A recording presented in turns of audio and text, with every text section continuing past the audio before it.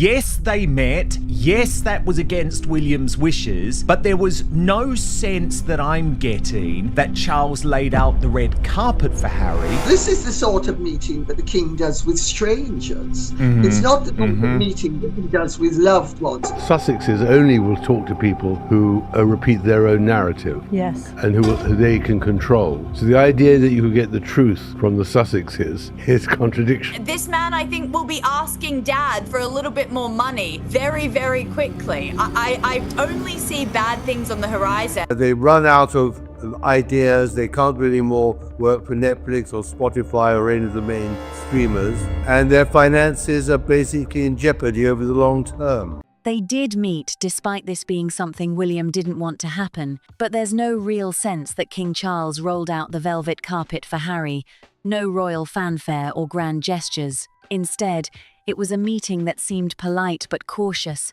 not the full-on reconciliation many hoped for. Then came the bombshell. Just days after that promised sit-down with King Charles and Queen Camilla, Meghan Markle broke an agreement. She leaked private details from their meeting to her friends at People magazine, sparking a whole new wave of controversy and gossip. This wasn't some harmless slip, this was a move that blindsided Buckingham Palace and pushed the fragile peace even closer to shattering. Meghan Markle breaks her agreement with King Charles and Buckingham Palace to leak to her friends at People magazine less than a week after that promised meeting with Charles and Queen Camilla. We get to Rob Shooting's new reporting over Prince William's reaction to that. He also alleges that King Charles is even shocked. Well, I'm not sure how shocked King Charles is, to be honest, given he's made this offer for Prince Harry to stay at Buckingham Palace. I think these days Charles just ignores what Harry is doing because he doesn't want to know the reality of quite how low his son, his youngest, has stooped. Enter Rob Shooty with his latest reporting,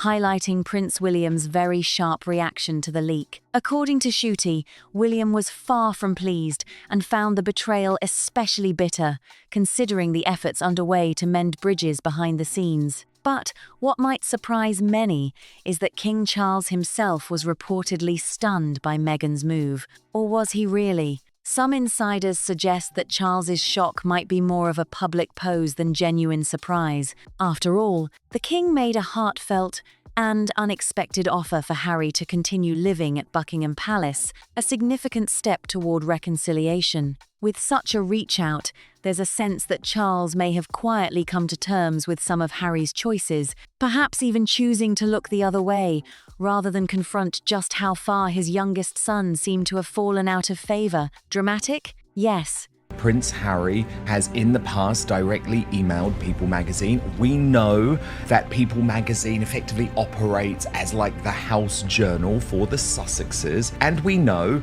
that Meghan Markle wanted it to be known to the world that the choreography of this meeting was nothing to do with her. Sad? Absolutely. But beneath that royal veneer, there's a family dynamic filled with tension, hope, and disappointment. It's also worth remembering that Prince Harry has a history with People magazine. It's almost like his unofficial public diary.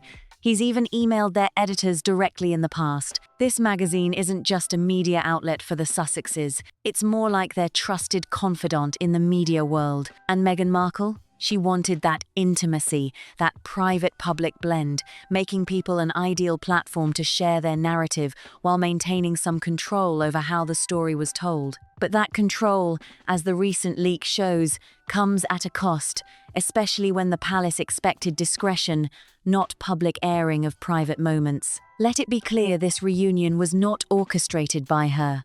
The entire event was, in fact, a carefully arranged production run by someone else entirely. Imagine a grandfather, a figure steeped in decades of public scrutiny, who hadn't seen his grandchildren Archie and Lilibet in over 4 years, since the grand celebrations of the Platinum Jubilee back in June 2022. 4 years filled with anticipation, questions, and distance. I don't think Meghan particularly wants to build any bridges with the UK or the royal family here. She's brought the children over because she wanted to support Harry and she wanted, like him, the kids to see their grandfather. But she's not as focused as he is on rehabilitating her image here. That matters to him. I don't think it matters to Meghan. Well, I think you can summarize it in 2 words.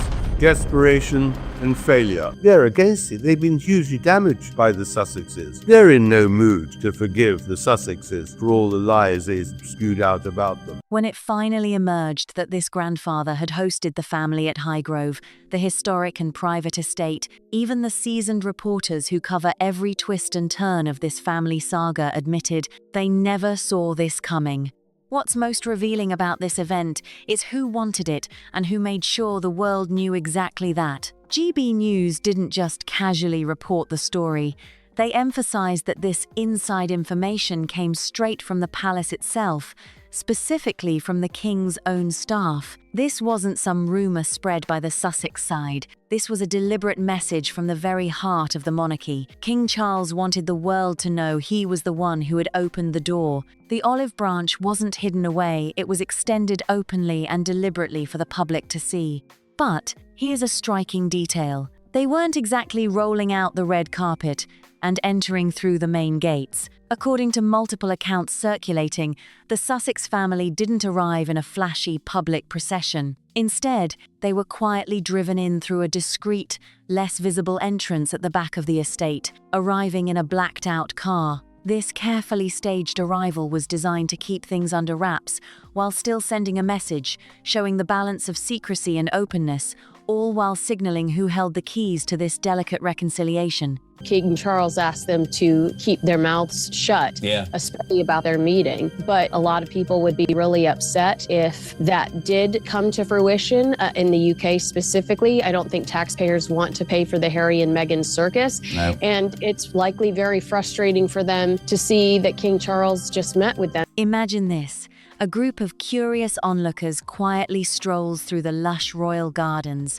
unaware that what's unfolding behind the scenes is nothing short of a covert operation. We're talking about a king orchestrating a secret mission to sneak his own son onto his personal estate. Yes, a prince, essentially smuggled into his father's private domain under a veil of silence. This wasn't your average visit. The secrecy surrounding it was so intense that even those nearby barely caught a glimpse of the unfolding drama. It's a level of discretion you rarely hear about in the glare of royal spotlight. Grant Harold, the former butler who witnessed these events up close, didn't hesitate to call this meeting a coup for Prince Harry, and he wasn't exaggerating. For the Sussexes, this meeting was a lifeline, a moment of undeniable necessity. He, Meghan, and the children had the secret meeting with King Charles and Queen Camilla at Highgrove. However, there are now reports coming out from people like Page 6 saying it wasn't so warm and fuzzy as, perhaps Harry and Meghan would like us to think. So what happened? Well, I'm not quite sure how they could have expected it to be really warm and fuzzy, considering all of the toing and froing and the ins and outs that there was in the run-up to this meeting. And of course, there was all sorts of secrecy, getting them in and getting them out. So the whole thing would have been a real sort of event rather than the sort of family reunion that you and I would be used to. The stakes were much higher for them than for the king, whose position remained secure regardless of the drama. As Bowers Reed, an insider who has relentlessly covered this saga for months, emphasizes, simply being seen with the king, being revalidated in the public's eyes as genuine members of the royal family, holds more value to brand Sussex than any paycheck from streaming giants like Netflix. It's about identity, legitimacy, and reclaiming a place in the royal narrative. Rupert Bell, a well-known royal commentator, echoed the urgency in stark terms. The word he used, desperate. The Sussexes were grasping for something precious, a sign that their fractured family ties could heal, or at least mend enough to allow them back into the fold. Then, at last, the moment came. The doors, previously closed and guarded by silence, swung open. The king stepped into his garden, surrounded by the laughter of grandchildren running free across the emerald grounds. For a fleeting afternoon, the royal patriarch enjoyed a rare sense of peace, and half the nation dared to dream, they dared to hope.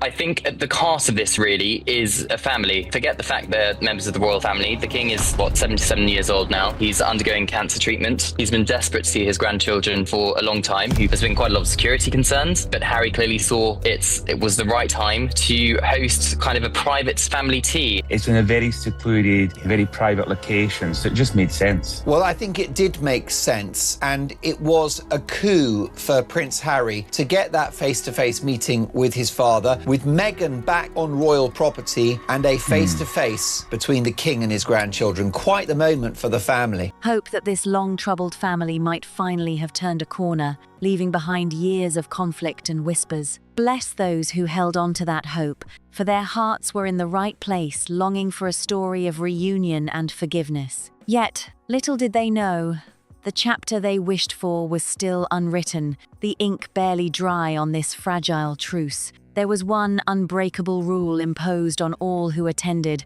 absolute privacy. What took place was to stay strictly inside those royal walls. No leaks, no whispers, just family. But as history often proves, keeping such delicate moments under wraps can be a tricky business, and what unfolded next was far from what anyone, hopeful or skeptical, expected. Here's why a figure like Tom Bower can casually throw around the word poison and have half of Fleet Street silently agreeing, almost as if they were all part of the same inside circle. It didn't take long at all. Within just a matter of days, the narrative was carefully rolled out, soft and sympathetic, like a gentle breeze drifting through the pages of People magazine and the New York Times. This version of the reunion wasn't just reported, it was crafted. Harry is pretty unintelligent, he's very uneducated, his interests are very limited. Emotionally, he is more unstable than his father, and I don't think he is able to rationally work out his own position in this world. That they cannot be trusted. You cannot do business with these people. Now, it's my understanding that King Charles was very clear about the ground rules for the Highgrove House gathering, which I'm told was barely an hour in length. And the rules were very clear. No photos, no publicity, no interviews. Meghan, the vulnerable protagonist, painted as the wounded party standing resilient amidst the chaos, while the blame for the fallout was strategically aimed squarely at Prince William. The story shaped her as humiliated, hurt, watching the whole public drama unfold around her, a figure caught in a storm not of her own making. Meanwhile, behind the scenes, sources reveal that King Charles himself had set very firm ground rules for the gathering at Highgrove House. This was no casual weekend. It was an event meant to be tightly controlled, and by all accounts, it lasted barely an hour. The instructions were crystal clear: no photos, no media coverage, no interviews. It was supposed to be a private moment, a chance for reconciliation away from the swirling public gaze. But, as you might expect, Meghan seemed unable to resist bending those rules. She defied the restrictions outright with a major photo reveal on her Instagram, announcing her return to the UK in a way that instantly grabbed attention worldwide. It wasn't just a casual update, it was a deliberate display, a bold statement sent out loud and clear. She had to make a mark. She had to assert her presence. The message was unmistakable. She was here, and she wasn't staying quiet.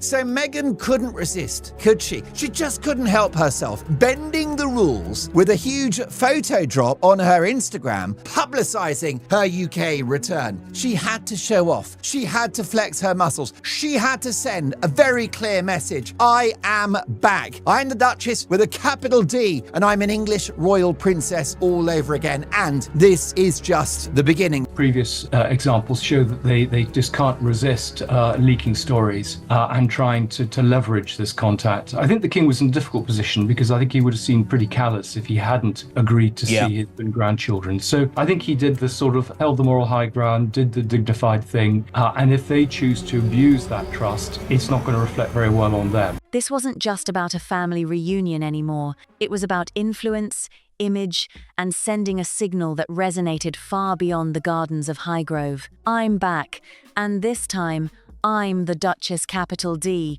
reclaiming my identity as a genuine English royal princess. But trust me when I say, this moment marks only the very beginning of a much larger story. Picture it, a highway stretch unlike anything you've ever witnessed before. I'm talking about something so intense that it practically stops you in your tracks. Jobo, I promise you, this was the most unsettling sight I've ever encountered, no exaggeration. Picture banners stretching for miles, bold and impossible to ignore. Words floated through the air, words sharp enough to cut deep. Red herring, blackmail. These were not just rumors, they were accusations thrown out by no one but himself. And there it was, the unmistakable vivid red that both Belle and Harold had been circling cautiously, the symbol of a deeper game being played behind the scenes. This entire afternoon has quickly earned its reputation as the king's subtle but unmistakable power move quiet,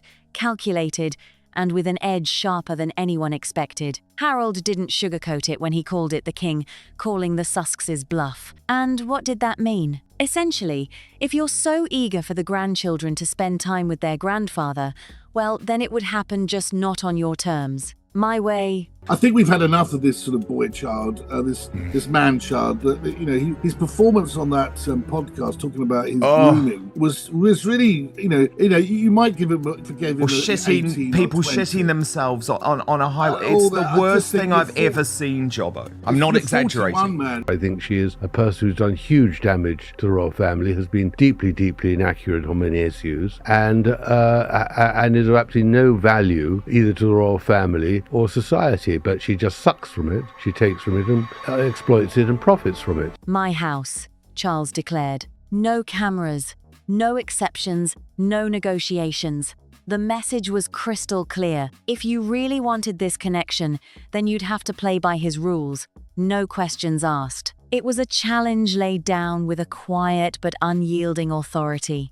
Charles has a deep love for Highgrove, Harold explained this with a knowing nod. It's more than just a place for him. It's a sanctuary, a refuge where he feels protected and in control. And it was in this safe haven that he boldly confronted an excuse, a story that had been spun and stretched thin over 6 long, exhausting years. It was as if he was peeling back layers of hesitation and doubt, refusing to let anything stand in the way any longer. While all this tension unfolded, it's worth taking a moment to examine the rest of the family as well, especially the Princess Royal, who, just like everyone else, was quietly watching the chessboard and preparing for what might come next. Imagine the life of the Prince of Wales, constantly navigating the spotlight, stepping in and out of public view week after week, without the luxury of a personal army shadowing his every move. There's no expectation that Princess Anne, his sister, would be chauffeured around in a presidential-style motorcade. Yet, Harry does hard work for Meghan, yes, he does. He tries to please her. He wants to make her happy, but she's a woman who doesn't actually happy easily, if ever, because she always wants more and more. Nothing is good enough. There's a lot of royal family members in a pretty small space. They all like that part of southern Gloucestershire. So there have been no security issues. So that's why the security is the ultimate red herring. It's blackmailing from the Sussexes to say, look, we don't feel safe. Well, this visit, obviously, they've been going around. There will have always been a level of security for the Sussexes. So that's why the security issue is a red herring and now needs to be. Now she's back, she can't use that anymore as an excuse for coming to this country. Here's the twist. Harry, the future king's own nephew, wanted a level of security so intense that even his uncle wouldn't dream of requesting it. It was as if Harry demanded an armor that isolated him rather than protected him, creating a spectacle where he risked ending up with egg literally on his face, as one insider put it. The breakdown of the security explanation wasn't just an awkward public stumble, it was the spark that lit a fire of disbelief and frustration.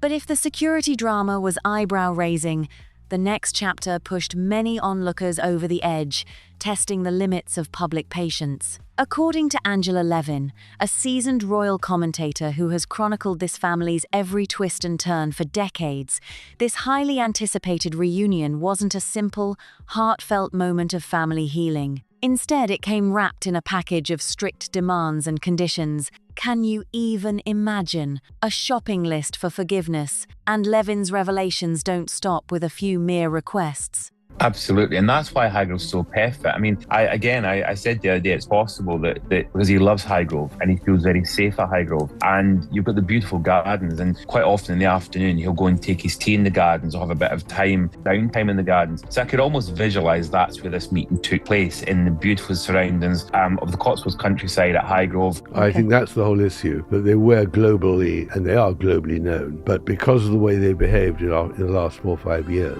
and as a price of betrayal, their reputation and their status and their fortunes are crumbling. She claims this list dictated everything from logistical details to the very people who would or wouldn't be allowed inside the room. Most notably, Camilla was reportedly barred from attending. Just pause for a moment. Think about the gall it must take to burn bridges for half a dozen years, then suddenly be offered a chance to mend fences only if you agree to impressive conditions like this. Levin paints a vivid picture of not just tension, but real contention, where the offer of reconciliation hovered precariously, weighed down by expectations that left many wondering if true peace was ever the goal at all. She left behind a chilling note about exactly who was permitted inside that room, a glimpse into the rigid control and unyielding gatekeeping that defines this family's inner world. When it came to Meghan, her final judgment was anything but kind. The word most often used to describe her feelings was fury, not just ordinary anger, but a deep-seated, simmering rage. Why? Because, as always, she hadn't gotten everything she demanded. It seemed that for her... Can we kick off with Prince Harry last night at this Time 100 event? So surely now, Joey, tell me if I'm wrong, but surely we now have proof that he can fly in and out of the UK, sight unseen, no paparazzi pictures, no security troubles whatsoever. So what's his issue?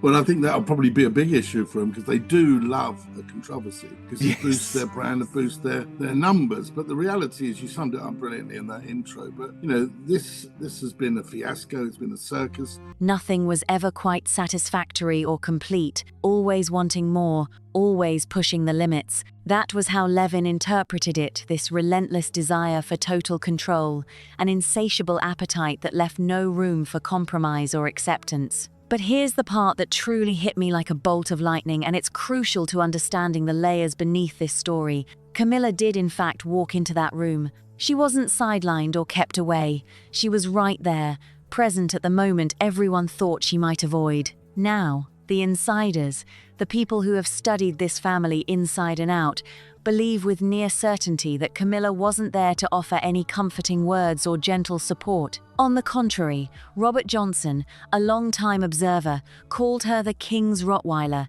his ferocious protector, ready to defend his corner without hesitation. Mark Dolan, a well-known commentator who spoke on air about this moment, spelled it out with precision and certainty. Take a moment to let that sink in. Picture this. Well, Meghan is furious because she hasn't done everything she wanted. When they knew they were going to come to the UK and London, she sent a list of what she wanted done for her at Buckingham Palace. Can you believe that? But they didn't go to a palace. They went to a home, and she didn't get what she wanted.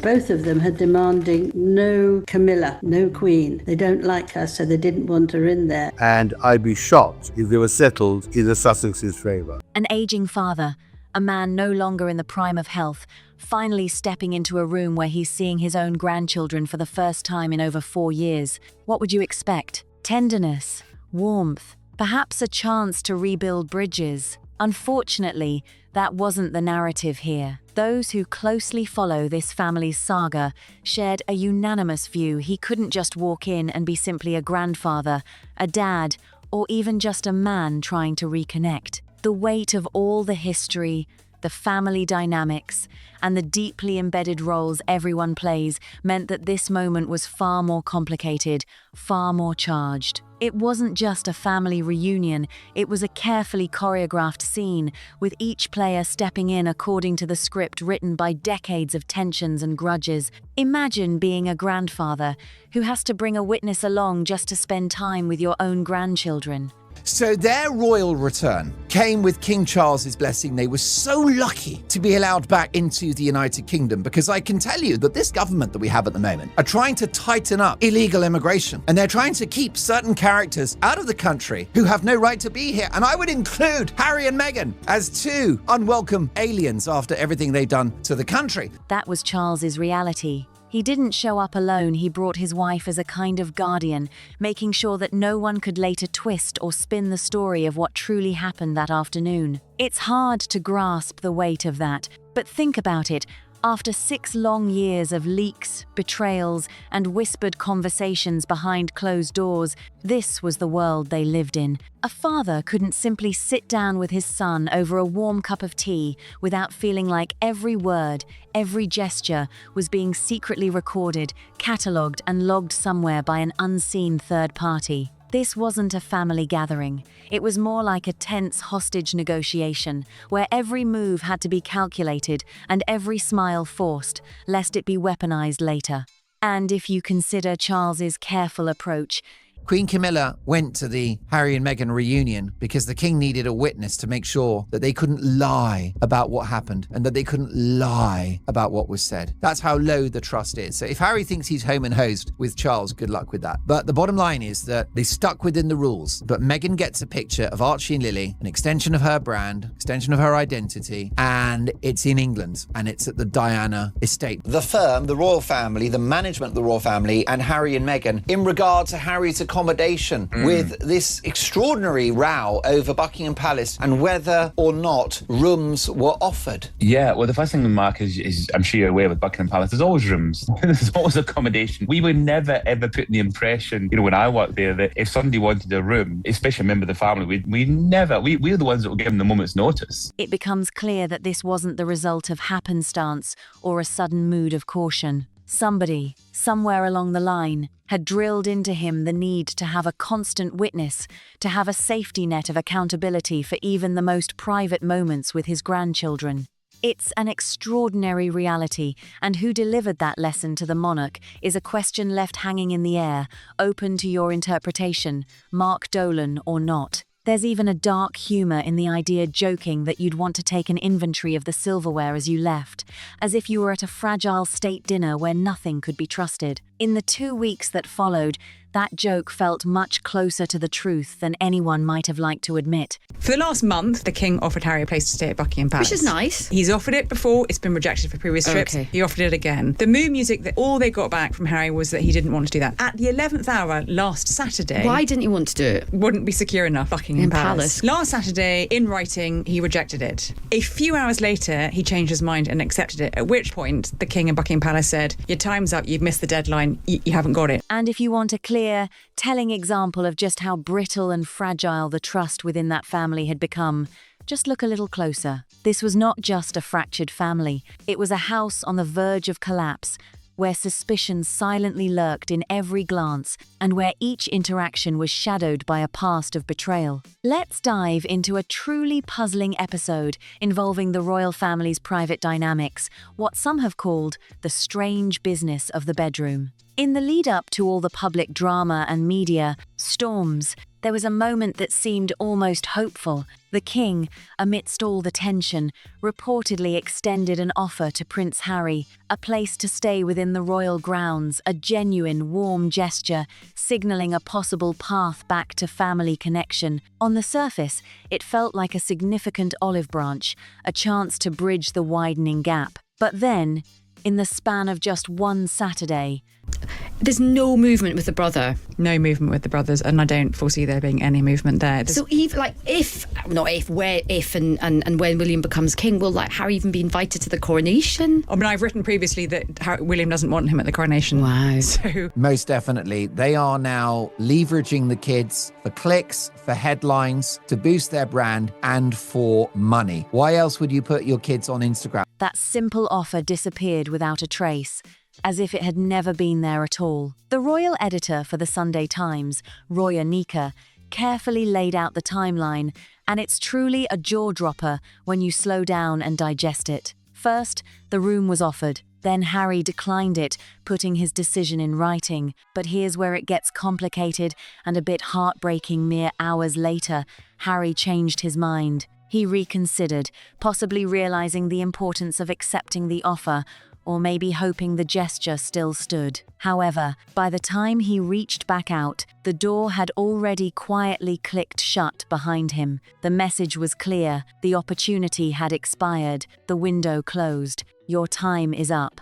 You missed your chance. Now, Roya herself called this move a touch petty, a sentiment many can understand. After all, shouldn't a father want to make space for his son, especially during a complicated and emotional time? Meghan's astute. She's thinking, okay, plan A hasn't worked. I don't want to have to do it, but I'm going to have to try and swap to plan B. And plan B is we've got to curry favour again with the king because we may one day need to call on his services. So we need to be back in the king's good books. Now, how do you do that? You have the gift of grandchildren, Mark.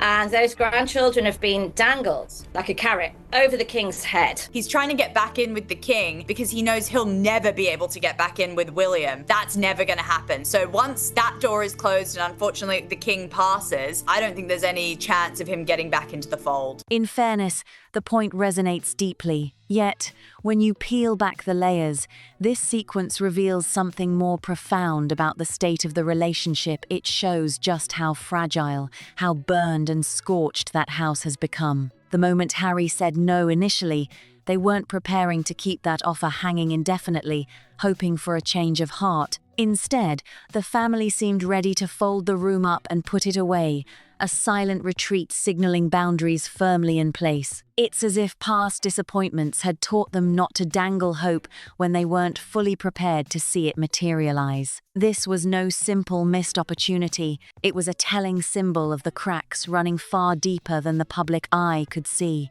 And here's where things take a sharp turn, where even the most measured, balanced voices fall silent, unable to offer any real comfort to the Sussexes. Meghan and Harry's American dream, their Californian dream, hasn't worked out, hasn't gone to plan the way that they thought it was. The money hasn't come rolling in. It hasn't been a juggernaut of cash, which is what Meghan envisaged all those years ago when she was working out Brexit from the British royal family. They haven't had that avalanche of cash coming towards them, and the coffers are drying up. Well, I think he's probably pretty appalled. I think he feels his father's weak, that the only way to deal with Meghan particularly is to be tough. But we've got to remember there are two children here who have done nothing wrong and are entitled to see their grandparent. In fact, Nika, one of the most fair-minded and respected royal commentators out there, delivered a verdict that was as unflinching as it was stark. Despite her usual fairness, she laid it all out clearly. The royal rift will likely only deepen. The question now isn't just about whether Prince Harry will get an invite to King Charles's coronation. It's about the fragile, fractured state of the entire family. The layers of misunderstanding, perceived betrayals, and bruised pride between the brothers make it almost impossible to see a genuine reconciliation soon. Nika pointed to something truly heartbreaking, the way tensions have hardened with time, not softened. Prince William, she suggested, is a man of strong convictions, stubborn in ways that make forgiveness a steep hill to climb. He feels deeply wounded, especially by how Harry's statements about the Duchess of Cambridge were portrayed and received. The relationship between a father and son and grandchildren is always very different to that between siblings. So I think they can each go their different way, and I think people will respect that. William, I think, is pretty stubborn. I think he feels pretty betrayed, particularly the way that Harry's talked about Catherine. We knew this day was coming. We knew that he was going to want to leave and to have his life back. We knew that that freedom flight was nothing but a fraud of a flight that he was taking. And so now Harry has confirmed that, hey, I want to go back. Sibling rivalry here isn't just petty, it's a profound clash of personal values and public image. The underlying message? The family might eventually go their separate ways, each seeking to honor their own path, and audiences around the world will likely come to respect that decision, however difficult it is to witness. As we look toward the future, I don't really know what to say, but I think the sooner he goes back to Montecito, the better. But I don't think he's going to get a very good welcome there from his wife when she, wherever she is at the moment, because she'll be pretty angry about the verdict, won't she? You don't get to allegedly be setting up pap shots and leaking, and then on the other hand want to claim your privacy has been breached and you are the victim. The only victim in this case is Harry's bank account, because he will be picking up this bill, and I have no sympathy. Hypocritical prince. There's a sense that the royal story isn't just about ceremony or headlines. It's about people, relationships, and the messy, human side of a family under constant pressure. Mark your calendars for that September visit. This is not a well man. This is not a well man, and it's shocking that Meghan is allowing this to play out publicly, although it could, I guess, work to her benefit in a divorce, because we're basically seeing this guy have a public mental breakdown, believing all these delusions. This is a man who pines on about how unsafe he feels and how he needs the British taxpayer to pay for his security, but is very happy to reveal about his 25 Taliban killings in his book that he got a book deal for, and then very happy to jet over to Ukraine. So this is a man who clearly doesn't care about his safety. It's just about his victim complex. Because if what we've seen so far is any indication, the drama is far from over. This upcoming moment promises to be a pivotal chapter, one you won't want to miss. If you're as invested in these stories as we are, I urge you to support the channel by liking this video. It triggers the algorithm and helps more people discover these in-depth royal updates. Every comment you leave below is read and adds to the conversation, creating a community where your voice truly matters. And if you haven't already, hit subscribe right now. There's so much more coming your way this week. More surprises, more revelations. The royal saga continues, and you'll want to be front and center for every twist and turn. Thanks for being part of the journey. See you in the next video.